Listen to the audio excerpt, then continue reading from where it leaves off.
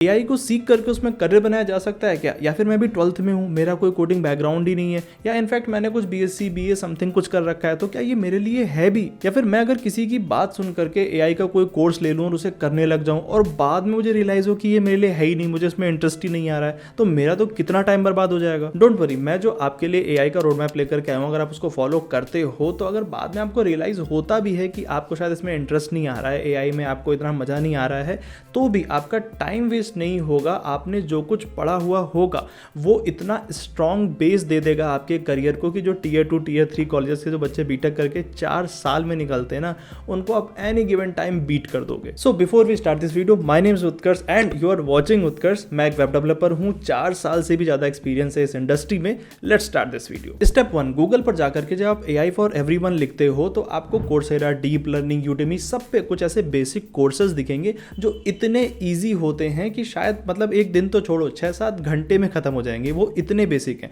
लेकिन हमें इसकी जरूरत क्या है? देखो, अभी जितना भी एआई सेक्टर में आपको बूम देखने के लिए मिलता है ना, रोज आप नई वेबसाइट सुनते हो, ये सारे जनरेटिव एआई है। मतलब कि आप कुछ एक सेट ऑफ इनपुट देते हो, आप प्रॉम्प्ट देते हो और वो जो भी डेटा मॉडल है, जो भी डेटा सेट का यूज करके वो एआई मॉडल एक आउटपुट जनरेट करता है और वो आपको दिखाता है। चाहे आप चैट जीपीटी देख लो, मिडजर्नी देख लो, कोई सा भी उठा लो, ये सब जनरेटिव एआई है, कुछ जनरेट कर रहे हैं। अब ये जो जनरेटिव एआई है, उस पूरे एआई कॉस्मोस का एक छोटा सा पार्ट है। In fact I would take a leap and say कि ये उस पूरे एआई इकोसिस्टम का एक यूज केस है।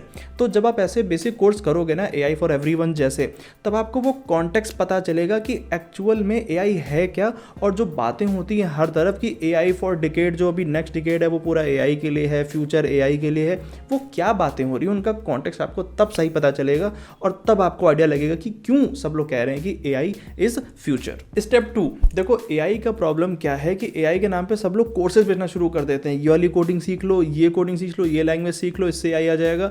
देखो, उससे भी बहुत पहले ज़रूरी है मैथ का आना। अगर तुम्हारा मैथ में इंटरेस्ट नहीं है और जो रिक्वायरमेंट मैथ की है अगर वो तुमको नहीं समझ आ रही है, तो तुम एक बार को इसमें करियर अपना बनाना शुरू भी कर दोगे ना, तो जैसे ही ग्रो करने जाओगे आपका करियर वहीं खत्म हो जाएगा, फंस जाओगे बहुत बुरा। अगर तुम्हें मैथ ही समझ में नहीं आ रही है, एटलीस्ट जो बेसिक मैथ रिक्वायरमेंट है। देखो, जो मैं बार बार तुमसे मैथ कह रहा हूँ, इसका मतलब ये नहीं है कि तुम एकदम कंप्लीट मैथमेटिशियन होने चाहिए।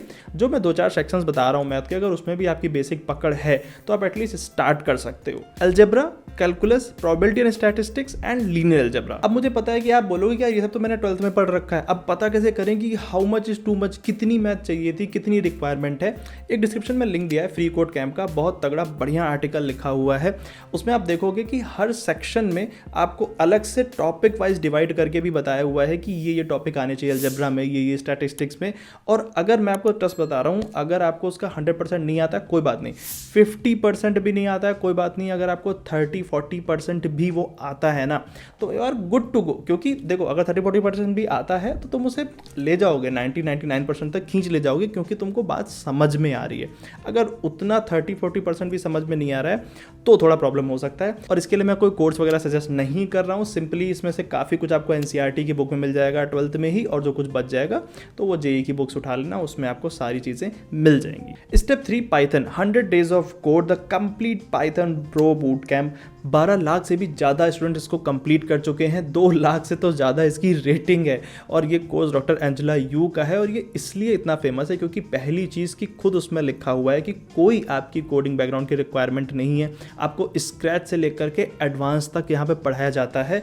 और सिर्फ पढ़ाया ही नहीं जाता है, in fact by the end of this course आप 100 प्रोजेक्ट्स बना चुके होंगे, और वो 100 प्रोजेक्ट डायरेक्ट आपके पोर्टफोलियो में जाने वाले हैं। और ये जो प्रोजेक्ट्स हैं ये इतने डाइवर्स हैं कि आपको डेटा साइंस से लेकर के machine learning, web development, API development, simple game से लेकर के कुछ कॉम्प्लेक्स गेम, ये सारे ही आपको प्रोजेक्ट बनाने के लिए मिलते हैं। ये इसीलिए इतना फेमस है, और ये कोई स्पॉन्सर्ड वीडियो नहीं है, जस्ट अ ऑनेस्ट रिकमेंडेशन। अगर आपको कोई और पाइथन का कोर्स पसंद है या आप करना चाहते हो तो you are free to do. Step 4, AI framework. देखो, जब भी हमें कोई एआई मॉडल बनाना होता है तो वो किसी न किसी डेटा सेट के ऊपर बिल्ड होता है।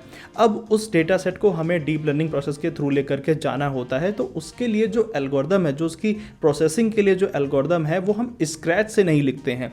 और यहाँ पर रोल आता है AI फ्रेमवर्क्स का। PyTorch, TensorFlow जैसे जो AI फ्रेमवर्क हैं ये हमें कुछ वो बेसिक टूल्स, वो फंक्शनैलिटी प्रोवाइड कर देते हैं जिससे कि हमारा स्टार्टिंग में काम थोड़ा सा ईजी हो जाता है और जो हमारे AI मॉडल हैं वो भी बेटर ट्रेन हो पाते हैं। अब वैसे आप इसमें से कोई सा भी चूज कर सकते हो, PyTorch, TensorFlow, Keras, कुछ भी, लेकिन मैं सजेस्ट करूंगा कि आप PyTorch ही चूज करो तो कि क्योंकि आप ऑलरेडी आ रहे हो एक तो पाइथन के बैकग्राउंड से, तो आपके लिए वो ईजी भी रहेगा और उसमें आपको थोड़ी ज़्यादा नुआंस लर्निंग सीखने के लिए मिलेगी। और अगर इसके लिए आप कोई कोर्सेज ढूंढ रहे हो तो डिस्क्रिप्शन में भी आपको लिंक्स मिल जाएंगे और फ्री कोड कैंप पे जाकर के आप सिंपली लिख सकते हो PyTorch के लिए।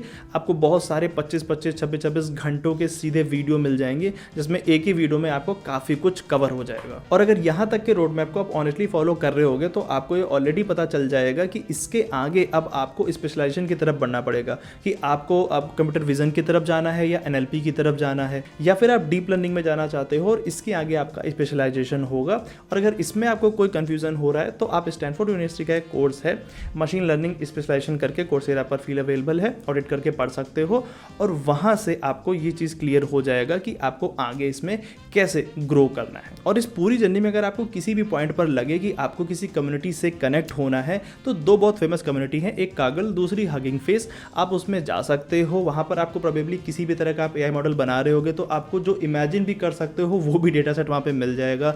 वहाँ पर आप कनेक्ट हो सकते हो दूसरे डेवलपर से, उनसे डिस्कस कर सकते हो, साथ में कोलैबोरेशन कर सकते हो। And that is pretty much it for this video. अगर कोई क्वेश्चन हो तो कमेंट कर सकते हो, इंस्टाग्राम पर पूछ सकते हो, इंस्टाग्राम पे फॉलो जरूर कर लेना, लाइक कर देना और ऐसे ही और कंटेंट के लिए सब्सक्राइब ज़रूर कर देना। Thank you for your time, bye bye.